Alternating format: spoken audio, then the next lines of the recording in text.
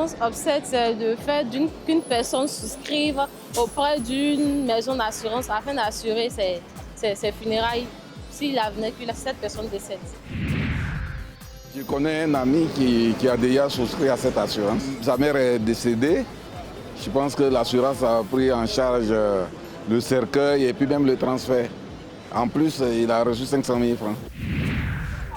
C'est important de souscrire à une assurance obsèque parce que ça permet d'éviter d'être honoré lors des funérailles d'un proche et puis ça évite d'aller s'endetter encore pour ces mêmes funérailles-là. Je suis très heureuse de vous retrouver comme chaque semaine pour votre magazine dédié à l'univers de la banque et des assurances. Cette semaine, RTI Money vous fait découvrir l'assurance décès. En quoi consiste-t-elle? Est-ce vraiment utile d'y souscrire? Comment choisir son assurance décès et quelles précautions prendre? Quelles sont les formalités pour la mettre en œuvre en cas de décès et de quels recours disposez-vous? Le grand reportage de RTI Money répond à toutes les questions que vous vous posez pour que l'assurance décès n'ait plus de secret pour vous.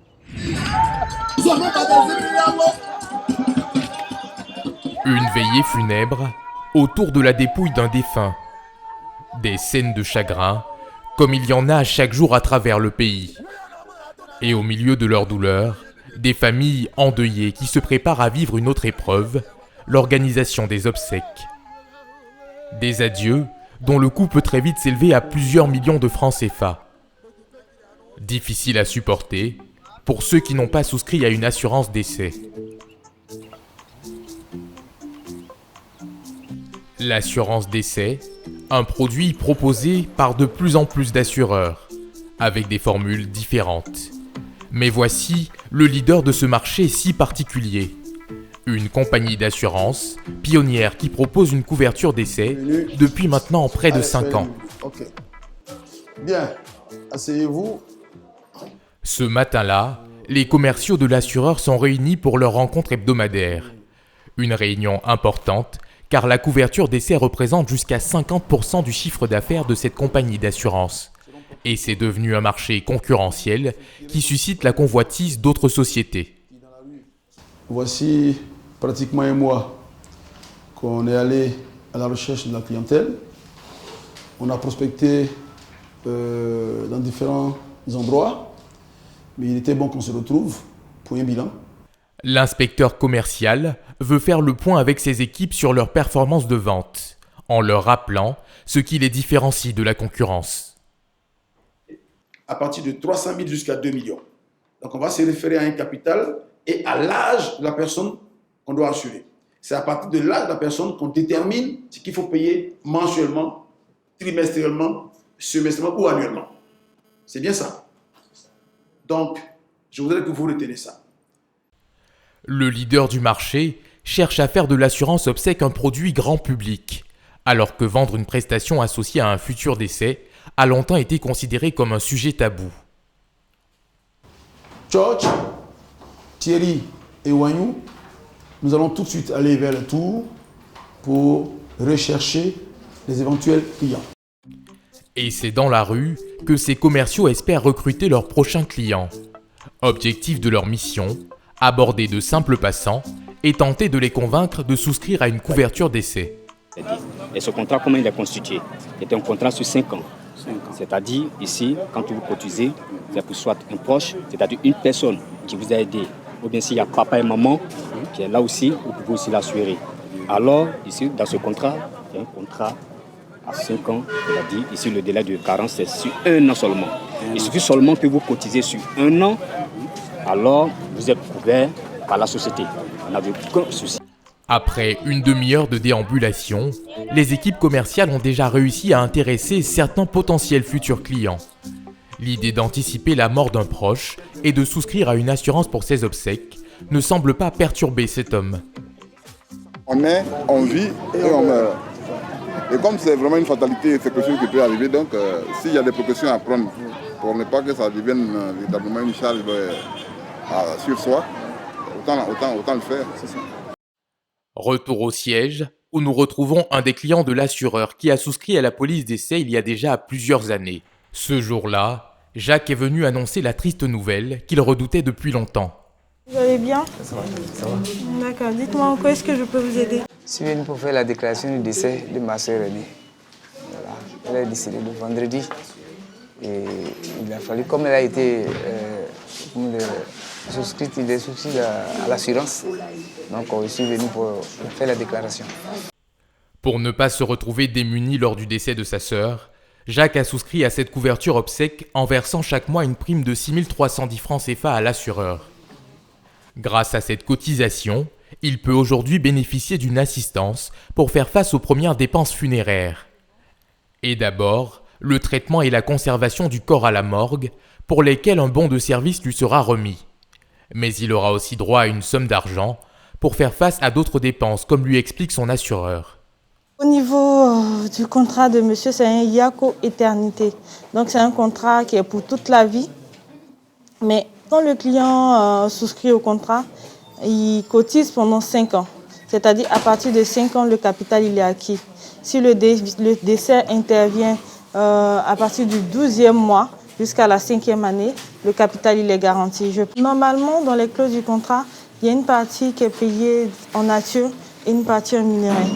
Donc, pour la partie en nature, c'est le bon de commande qu'on donne au client. Il bénéficie des prestations à la morgue en fonction d'un montant. Pour le capital de 300 000, par exemple, le montant alloué à la morgue, c'est 200 000. Donc, il y a 200 000 francs comme prise en charge au niveau de la morgue et 100 000 francs qui est payable par chèque. Pour pouvoir bénéficier de toutes ces prestations, Jacques doit remplir pour le décès de sa sœur une déclaration du sinistre. Vous allez remplir les différents papiers, tout et tout, on va analyser les pièces, puis on va voir s'il y a lieu déjà de vous donner le bon pour la morgue. Comme ça, vous allez pouvoir bénéficier des prestations à la morgue. Pour cette déclaration, plusieurs documents sont à fournir, dont le contrat d'assurance, le certificat médical, l'acte de décès, sa pièce d'identité, ainsi que celle de la défunte, et enfin, la fiche d'entrée à la morgue.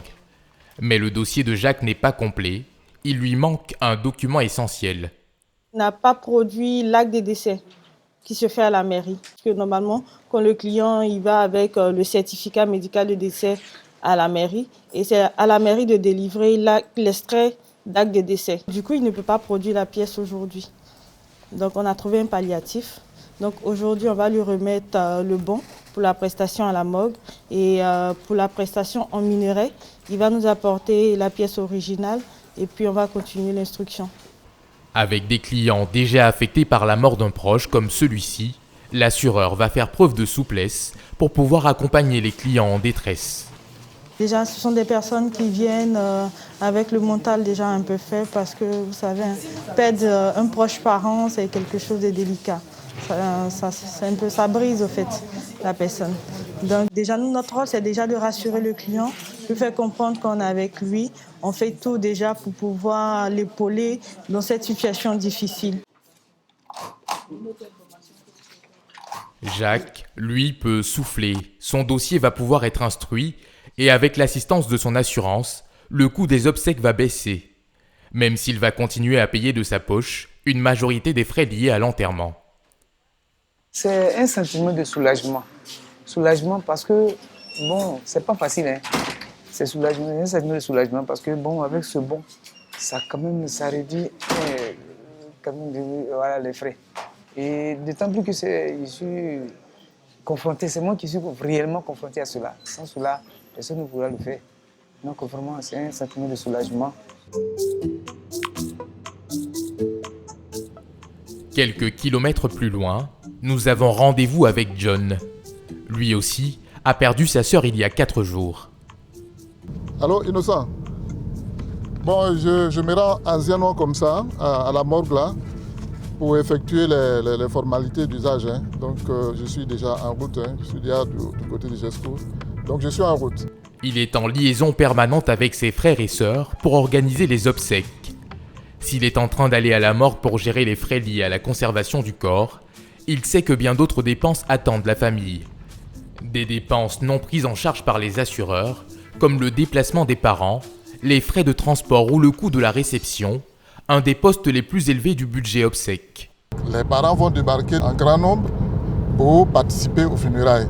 Il faut les recevoir, il faut donner de la nourriture, Il faut organiser tout, les bâches, les chaises. Tout ça, ça nécessite beaucoup d'argent. Et ça, quand on n'est pas préparé, c'est difficile à faire face. Mais heureusement que bon, l'assurance est là pour nous donner juste un petit... Voilà. À la mort de Nzianouan, John est attendu par Blandine. Comment ça va? Bien. Bon, merci. Bon, je reviens là pour essayer de régler les différentes factures dont nous avions parlé la dernière fois. Alors, comme j'ai assuré ma soeur, voilà, donc l'assurance prend en compte certaines parties des funérailles. Donc, je viens avec ce papier-là pour vous les remettre et puis ensemble, nous allons analyser.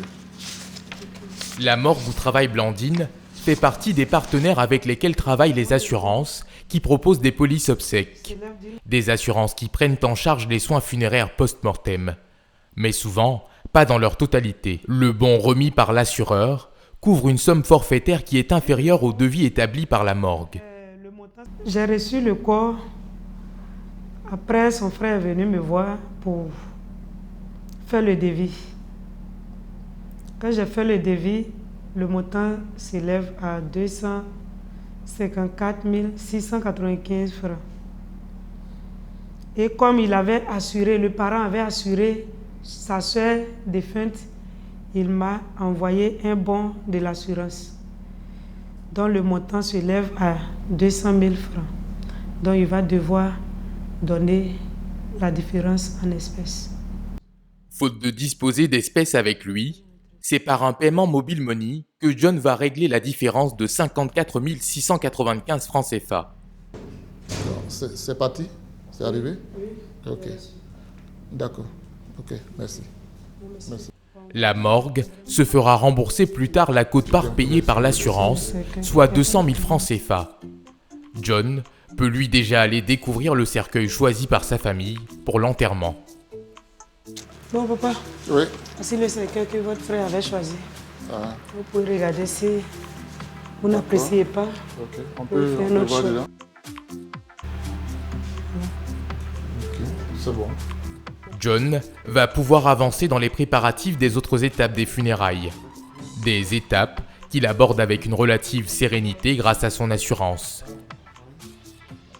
Tout ce que nous devons déduire de l'ensemble de ce que nous devons, je crois que c'est très appréciable. C'est une bonne chose d'avoir pensé déjà quelques années avant à prendre une assurance pour ma soeur aînée, pour d'autres personnes aussi. Selon les derniers chiffres disponibles de l'Association des sociétés d'assurance de Côte d'Ivoire, en 2015, ce sont 21 milliards de francs qui ont été payés en prime par les assurés en souscrivant à une police décès.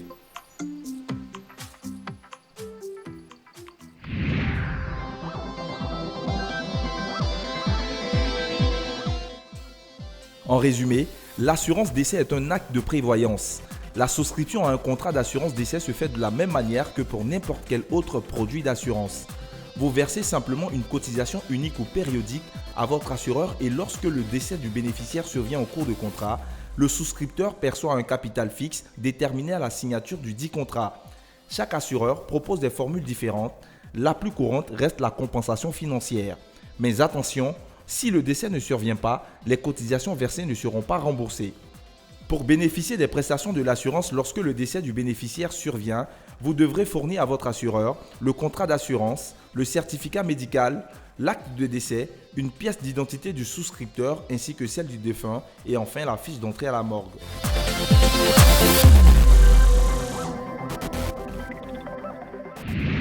Voilà pour ce qu'il fallait retenir de notre reportage en immersion sur l'assurance décès. Pour en parler, je recevrai dans un instant Saliou Bakayoko, le président de l'ASACI, l'Association des sociétés d'assurance de Côte d'Ivoire. On parlera de couverture décès et de l'état du secteur des assurances en général. Mais avant, voici notre reportage d'actualité consacré à des sessions d'accompagnement au crédit. Une sorte de coaching organisé par un organisme de microfinance, un secteur en plein boom en Côte d'Ivoire. Regardez.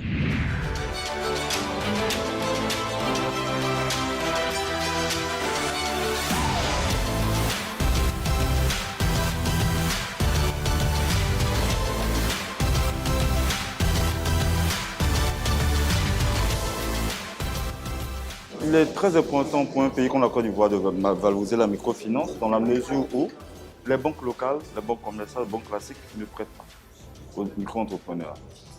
La microfinance est censée être le palliatif entre la banque et le prêt à l'usure. Donc, plus il y a de microfinance souple dans l'aide, l'assistance aux micro-entrepreneurs et aux PME locales, plus l'économie du pays grimpe.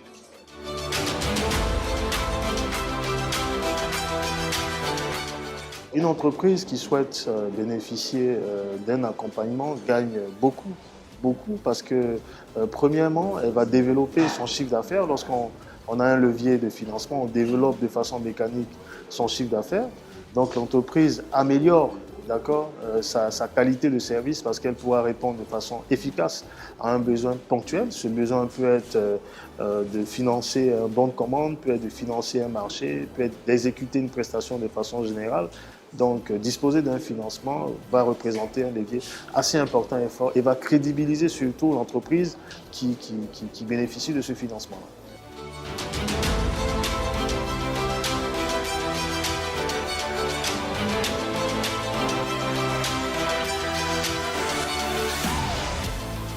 À comparer aux banques, c'est la proximité, c'est la relation avec le client, c'est le suivi quotidien de la clientèle. C'est là parce que dans notre approche de risque, nous avons deux orientations, une approche quantitative et une approche qualitative. Et donc dans cette approche qualitative, on développe beaucoup plus de relationnel. Nous sommes aux côtés des clients, nous sommes très proches des clients et nous les accompagnons dans la gestion même de leur business.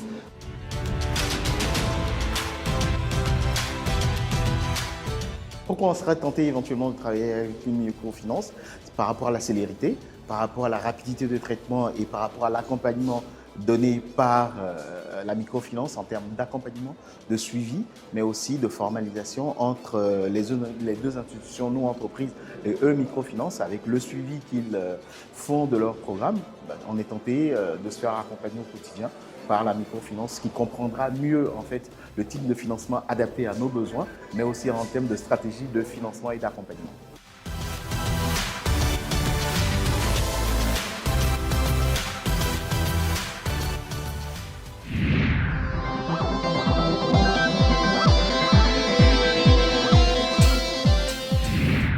Directeur général Assurance Vie chez Souno Group, notre invité est surtout le président de l'Association des sociétés d'assurance de Côte d'Ivoire, en abrégé ASACI.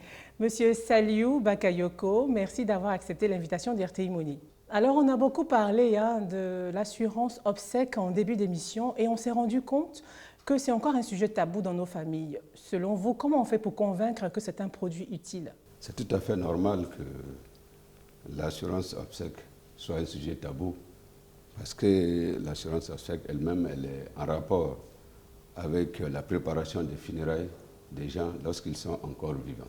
Alors, l'assurance obsèque, de quoi s'agit-il? Pour cela, je veux partir de quelque chose que nous connaissons, enfin, sur lequel nous sommes tous d'accord. C'est que la perte d'un être cher est toujours un moment de grande douleur. Et si, en plus, l'argent fait défaut pour préparer les funérailles du défunt, la douleur est double. Et l'assurance obsèque, effectivement, a pour objet d'éviter à la famille des dépenses, surtout au moment où elle n'en a pas, quand il y a eu un décès. Alors c'est peut-être le lieu de nous faire un peu, de nous éclairer sur les différentes terminologies, assurance obsèque, décès, vie. L'assurance obsèque est un sous-ensemble, est une partie de l'assurance décès. Maintenant, il y a l'assurance décès dans son ensemble. L'assurance décès dans son ensemble, c'est beaucoup plus qu'on appelle chez nous de la prévoyance. C'est-à-dire vous souciez du fait que si vous n'êtes plus de ce monde, ceux qui sont derrière vous, comment ils vont continuer à vivre, puisqu'ils dépendaient de vous. Donc, c'est à peu près la même chose, sauf qu'ici, le capital, il ne sert pas à faire des funérailles, mais à faire en sorte que votre famille survive à vous financièrement. À vous entendre, c'est très important, l'assurance obsèque, l'assurance décès. Mais pourquoi il n'y a pas plus d'assurances qui proposent ce produit? Les 5 premières compagnies du marché qui font plus de 80% du chiffre d'affaires du marché, et surtout en assurance vie, ils ont tous l'assurance obsèque sous plusieurs formules. Parce que l'assurance obsèque, vous avez généralement 3 formules. La première formule, c'est ce qu'on appelle communément l'assurance obsèque. Là, les prestations sont en nature. De votre vivant, vous allez voir une société de pompes funèbres, vous dites, bon, si je ne suis plus de ce monde, voilà ce que je veux, tel cercueil, enfin, tous les éléments, tous les ingrédients qui rentrent dans la préparation du funéraire, y compris l'organisation. Donc, en ce moment, le bénéficiaire, c'est la société de pompes funèbres. La prestation de l'assureur est en nature. Vous avez la prestation qui est en espèces, à un montant limité et connu dans le contrat à l'avance, 1 million, 2 millions maximum, qu'on appelle aussi, en cas de décès en ce moment, vous avez désigné un bénéficiaire avant le décès, et dès que le décès arrive, on va verser l'argent à cette personne qui va faire vos funérailles. Et puis vous avez, comment on appelle, la prestation le mix, c'est-à-dire que vous pouvez à la fois dire une partie en nature et puis l'autre partie en espèces. Alors pour vous qui êtes un expert, quelle est la bonne démarche pour souscrire à une assurance décès et quelles sont les garanties qu'il faut vérifier? La première chose, c'est cette prise de conscience du fait que lorsque nous sommes un père de famille, il y a le risque, le jour que nous ne sommes pas là, que notre famille se trouve dans le dénuement total du point de vue financier.